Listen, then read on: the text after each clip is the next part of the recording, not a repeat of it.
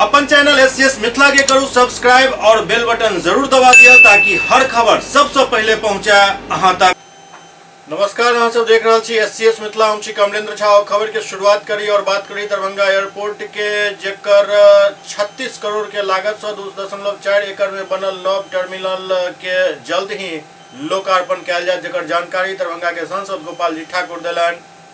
Darbhanga airport पर 36 करोड़ के लागत से 2.4 एकड़ में बन रहा नव टर्मिनल बिल्डिंग के जल्द ही लोकार्पण है।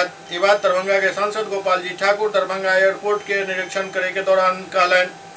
वो कहलन कि दरभंगा एयरपोर्ट पर 2.4 एकड़ भूमि पर 36 करोड़ के लागत से बन रहा नव टर्मिनल बिल्डिंग के निर्माण कार्य अंतिम चरण में है और जल्द ही एकर लोकार्पण है। इस दौरान वो चल रहा निर्माण कार्य के गहन निरीक्षण को कई दिशा निर्देश दिलन। गोपाल जी ठाकुर कहलन कि भारत सरकार द्वारा पूर्व में ही भारतीय वायुसेना के 2.3 एकड़ भूमि पर सिविल एनक्लेव के निर्माण करायल जा चुकल है। ओते अई नव टर्मिनल बिल्डिंग के बन जाय से यात्री के काफी सहूलियत है। सांसद कहलन कि केंद्र के मोदी सरकार दरभंगा एयरपोर्ट के अंतर्राष्ट्रीय एयरपोर्ट के अनुरूप विकसित करे के लिए काफी गंभीर है।